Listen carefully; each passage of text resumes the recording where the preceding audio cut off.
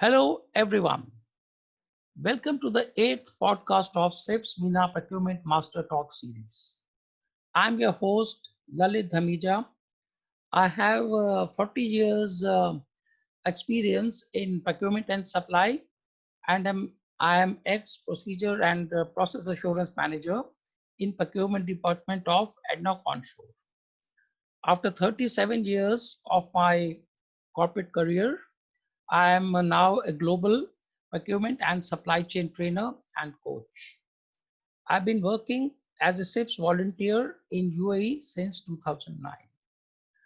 Today, I'm honored to be joined by Wael Safwat. We will talk about international procurement, CIPS volunteering, recognition, and awards. We will summarize the key learnings at end of the podcast. Now, CIPS MENA Procurement Talks series covered in-depth interviews with procurement and supply chain management professionals from various diverse industries. The stories about high and lows in the lives of procurement masters provide thought-provoking insights to face the market challenges in procurement and supply chain management professionals pursued to becoming strategic partners of their organizations.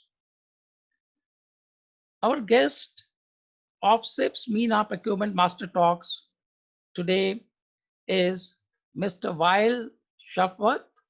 He is Head of Procurement of North America for Black and Mcdonald's. Hi, Wael. How are you? Hi, Lalit. Thanks for having me today. Wonderful. So, Wael is a Chartered FCIPS and Executive Diploma leader from CIPS. He led and successfully delivered award-winning procurement transformation and technology enablement programs across the globe. Wael was a founder member of CIPS in MENA Region back in 2005. He was the chair of Dubai branch and vice chair of UAE for almost 6 years, while currently is a chair of CIPS branch in Canada.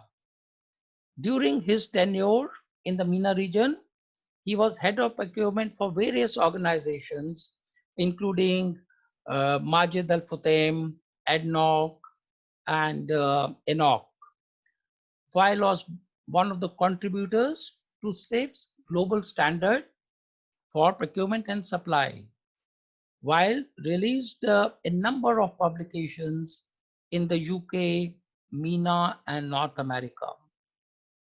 Also, he's a fellow of various institutions in the UK.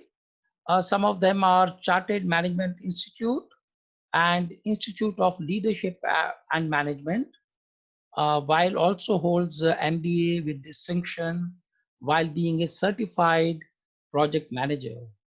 In addition to this, he holds various procurement designations, including CSCMP Canada and CPSM, which is from Institute for Supply Management, USA.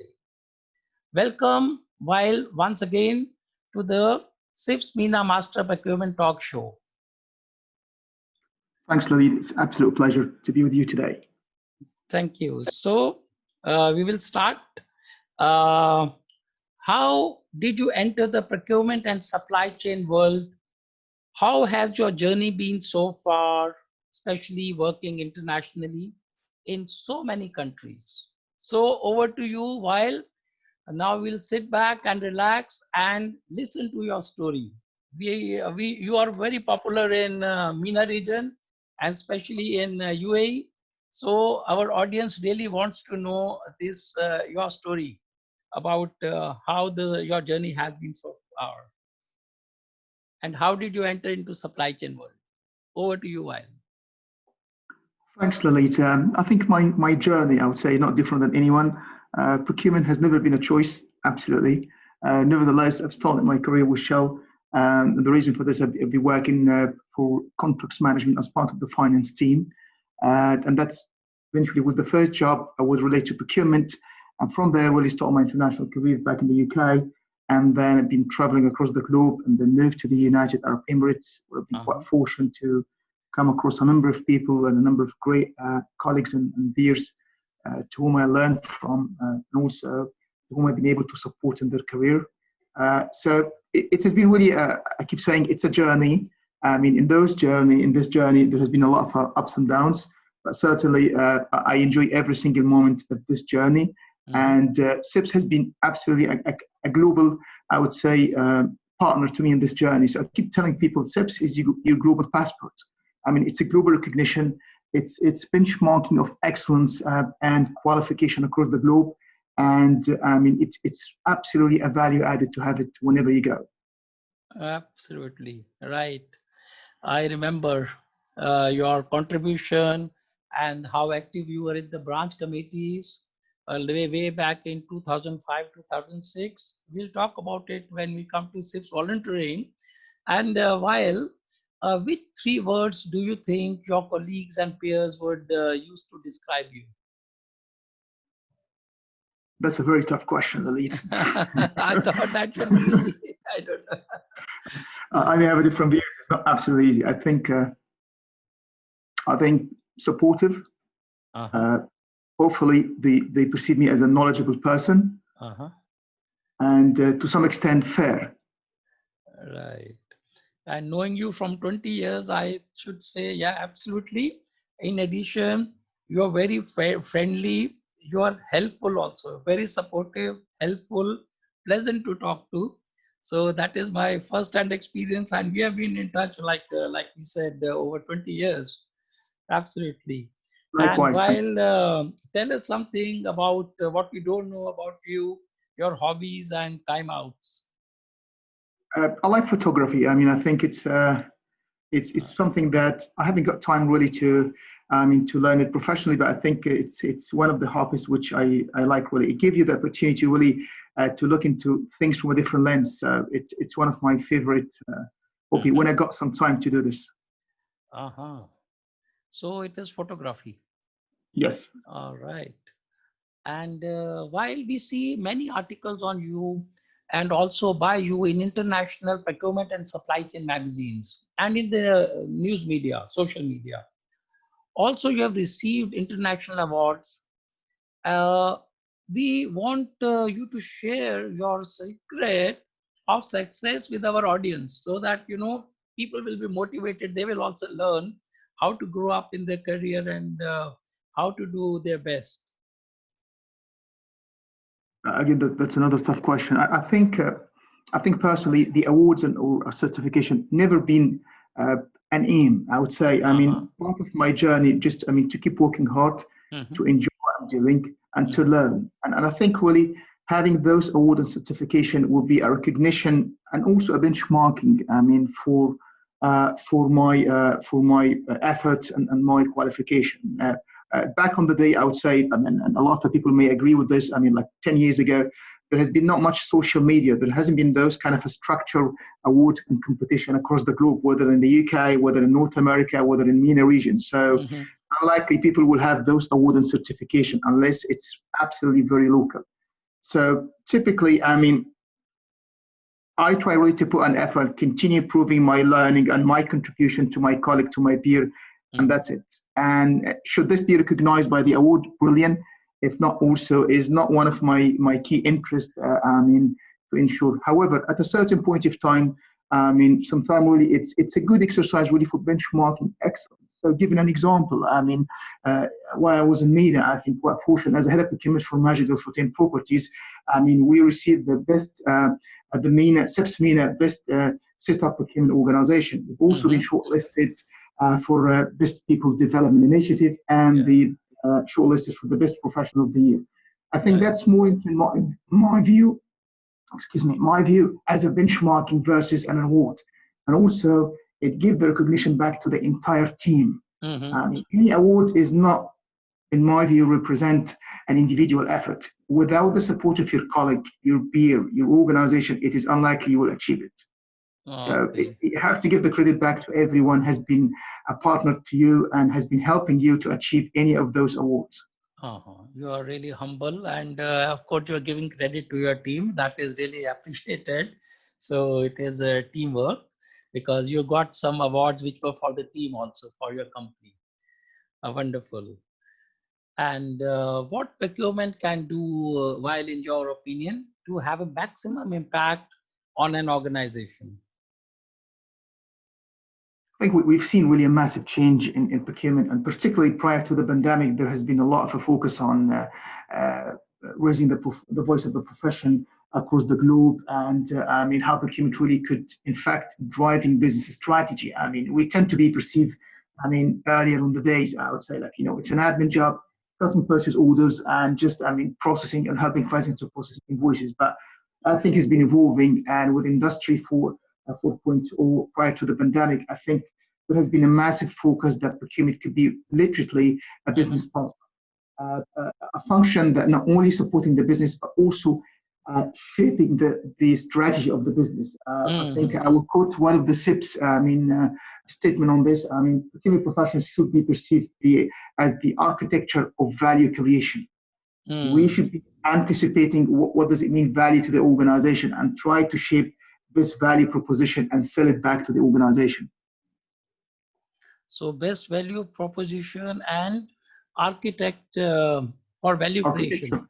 Architecture of value creation. Architecture for value creation. Wonderful. Wow. All right. So, Wael, tell us about your journey as a CIPS volunteer.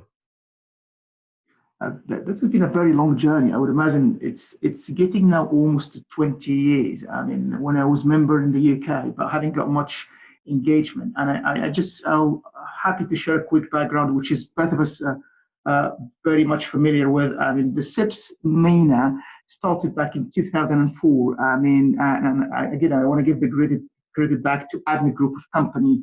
At that time, ADNOC was the only organization across MENA that has been in touch with CIPS in the UK to consider corporate training and corporate certification. That's back on the day. And there has been no presence in CIPS in MENA region. Clearly, there has been no office there. And David Noble, has been really leading this and start from 2003, 2004. Myself, you, and handful number of really, great people like Stephen, Arthurson and Alan. Back in both of them, they had been the chair and vice chair of the first committee. And I was the secretary of the first committee back in 2003. I remember that we had the election back in Abu Dhabi. Myself, we were a member in the committee. Yes. And then gradually there has been really some appetite and really fantastic effort by CIPS team in the UK to spread the word and start really, getting CIPS being recognized as a leading practice in MENA region. I think both of us has been supporting a number of networking events. Back on the day also, if I remember very well, has been two educational institutions, which is Dubai University, which I was quite fortunate to be instructors. And it's a great privilege to meet a number of people and to build connections. Also, there has been Zabil Institution in Dubai. There has been the second educational institution supporting CIPS qualification. And as the CIPS journey started, really, I think Rebecca Fox came to start really leading this, and we had the second committee, which is between Abu Dhabi and Dubai.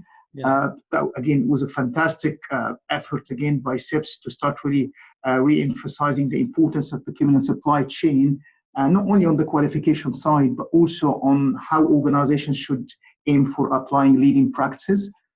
So this has been evolving and continue. We have been quite fortunate to go through the election to be the chair of Dubai branch for a number of years, and also the vice chair of the UAE. In addition, during my time at Majid Al Futtaim, at that time, the MENA Fellow Committee was established. Was led by Sam Ashenbing, and also my friend Mark Fadil. He was the vice chair, and I was a founder member of this committee. And also, our best friend Walid Sadi. That has been a fantastic opportunity again to keep elevating the role and the profile of CIPS at procurement and connecting with the senior executive within the regions. Right. And that's really has been the journey and the history of CIPS from 2003 in MENA region till Yeah. I left the region back in 2015. Yeah, absolutely. Very well summed up. I know you were saying ADNOC was instrumental in introducing CIPS. That time I was ADNOC employee, and I know it was 2003 or 2004. So I had invited CIPS management, that time David Noble and Chris Gradker. They visited ADNOC office, and we had a session for our procurement department. And now the rest is the history, how it has evolved now, eventually under the leadership of course, many people have to contribute. And currently, Sam has been very instrumental in the rapid rise of CIPS in the MENA region, along with the volunteers and the team. So while what are other networking activities you are involved outside your office domain, especially in I'll answer maybe this. Canada? Yes, I'll do this, but I want to make sure that also I hope I haven't missed a number of, I would say great friends and colleagues back on the days. I mean, like Sarah Abdulatif, also Yeah. Harry is our Congress member for MENA regions. Yes. There's a number, Corey, there's a number of people that they have been Absolutely. Yeah, I instrumental. know. Yeah, I know. We are not taking all Yourself, the names, and of course, no. Yeah, I yes, know. so many people that, of course, I mentioned Wael Absolutely. before. So there's so many really great people that we are quite fortunate really to work with them, to learn from them. So Right. I think, and those people to continue to be the champions of CIPS, in addition to new and young generation in the region. So Mhm. I want to make sure that this has been well addressed. Surely. We will have a separate session sometimes, only concentrating on the history of CIPS volunteering in UAE, and maybe that will be a justice to everyone, all the members who have contributed, especially during the earlier days when we, like you said rightly, there were no offices even for CIPS. So that will be a good recollection of things. While what are other networking activities, like you said, you are involved in, if there are any now in your region in Canada? When I moved to Canada, I was a board member for a number of procurement supply chain organizations, and also Mm-hmm. some non-for-profit organizations that help immigrants with regards to job search and I would say job integration within the market. Mm-hmm. I think again that's an area as a procurement professional we can bring value and support. I would say the community and I would say non-government organization to bring expertise on the table and help them, I would say, to shape their strategy and help them to shape their operations. So giving an example, as you know that I would say non-for-profit organization, they wouldn't have the same leverage, the buying leverage power that similar to any commercial corporation. So contributing and being part of some of those organizations will help me, enable me to leverage some of my expertise and network in the market and supporting them in negotiating some of the contracts, whether for direct procurement or indirect procurement, to maximize the value for money. Oh, that's well said. Like supporting NGOs, leveraging our experience for direct or indirect spend for negotiations, and making like a good deal for NGOs who are not especially focused on procurement. So we can use our expertise in that particular area. Absolutely, That's and a also good the good tip. Yeah. Mm-hmm. and also I got involved in a number of coaching and events, and the reason for this, I'm extremely grateful at the beginning of my career, and I have to give the credit to a number of people, including Jessica Shetter, Stephen Butler from the UK, a number of people that have been really supporting me to elevate. So it's always the time really to give back and to help people through their journey and to support them to grow up. And you should be very proud and happy really to see people excelling in their career. Mm-hmm. Yeah. Great. Wonderful thoughts. And while how is the current situation changing your thinking or approach towards procurement, supply chain in the industry and market as a whole? I'm talking about pandemic which we are going through. I think it's an exciting time for everyone. I think we're going through a situation that been unexpected, but I think it's put the procurement profession and procurement professional on the front line, really. I mean, and people perceive at the moment. I mean, their value across different sectors. I mean, prior to the pandemic, there has been a massive focus on the industry 4.0, I would say, the artificial intelligence, I mean, the emotional intelligence, etc. But with the pandemic, we're going back to the basics, in my view, which is, I mean, the first thing that you need to have the right skill sets. You need to have a procurement organization who's agile and lean to, I mean, to scale and upskill and work with those, I mean, situation. You need to have a strong understanding about your analytic and spend profile and spend landscape to leverage. You need to have strong supply relation management to allow you to partner in those difficult times with your key suppliers to manage the risk jointly. So I think it's a fantastic opportunity to continue elevate during this difficult time. There will be massive need, in my view, for different skill sets moving forward. I think, in my view, organization will not be looking for a leaders only to support their business continuity, but eventually looking for a leader, really leaders, I mean, to help them to shape the future and how really to be more agile and lean to, I mean, respond to any future pandemic if it will happen. Wonderful. Wow, there are so many learning points from here. Focus. It was on Industry 4, and like you're saying, pandemic, we are going back to the basics, and procurement organizations need to be agile and lean. And of course, we need to have a strong relationship with the suppliers, like supply relationship management we have to see. And good market intelligence we should have, and opportunities to lead and elevate procurement.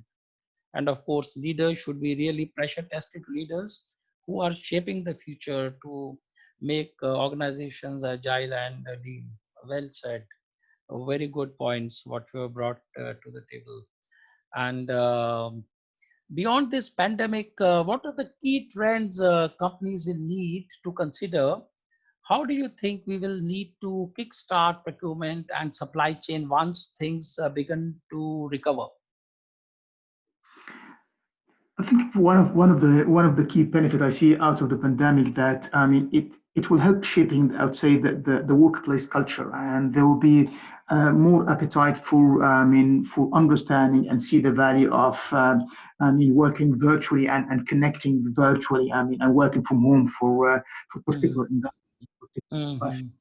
But this is also come hands in hands with the, I would say, soft skills in terms of effective communication, ability to engage, etc. So I think those, in my view, become the fundamentals, really, I mean, for driving, I mean, any business success, and also, I mean, procurement, I mean, success moving forward within the pandemic. I think procurement also, in my view, will have a bigger role beyond the traditional supply chain definition in terms of logistics, warehousing, etc. I think procurement will be more elevated to address risk management across the organization. So that's, I think, an area that procurement will have a future role to drive and anticipate, really, I mean, market risks, organizational risk, and help the organization really to, I mean, drive the right strategy to survive and continue operating effectively. Wow. Great points which you have shared with us. And like you're saying, soft skills and ability to engage will be fundamental. And of course, procurement should be involved in risk management and drive the right strategy. And will remote working and digitization play a bigger role from now on? I think there is a lot for discussion. I mean, I'm sure that one side wouldn't fit all. I mean, but certainly I think across the globe, what we can see that, I mean, it's an opportunity for the entire, I mean, to review the business philosophy. And again, it may not work for particular, I mean, market, for particular professions, but it may work perfectly for I mean, for some, and it's also drive the importance of back to the basics, having really an effective team, and having the trust within your team that they are capable and more than capable to perform and deliver virtually. And I think those are some of the things that organizations should look into it and start really building, I would say, a roadmap on how to ensure that there is a balanced approach between working virtually at the same time maintaining the client face. I mean, it's still really, I mean, building relationship and networking with people, I mean, still absolutely a key success to any leader or any procurement professional. So I think that's really, I think an opportunity for us, a procurement professional or any professional, just to continue focusing on soft skill, I mean, ability to connect, I mean, networking, etc., etc. Yeah. And like I like that you said trust within the team that they'll be able to deliver while working virtually and building roadmaps and associated other associated points with this. Finally, Wael, what will be your message to the young procurement professionals?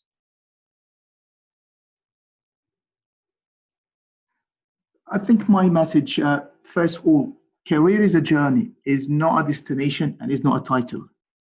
So I think, I mean, having this in mind, this is the first message. The second message, everyone has his own journey, or he or she has his own journey. So giving an example, so I mean, sometimes you come across really, and particularly both of us work in oil and gas, as a procurement engineer who might be really managing a 500 million contracts, EPC contract, versus head of procurement really who could be managing only 2 million. And there's nothing right or wrong about this. It's about the mandate, it's about the exposure. So a lot of the people typically will fall into the trap of, you know, it's about the title. No, it's about the journey, the skill set that you develop along this journey, the ability really to find a good mentor and coach to help you all the way, even when you become an executive. Yeah. I mean, the key principle really that you should really proud of your success, and also you should be proud of other success. When you touch point earlier with regards to the certification and awards, I think those are one of your KPIs. Your KPIs is not really getting an award. Your KPIs is to benchmark your progress in your career versus others.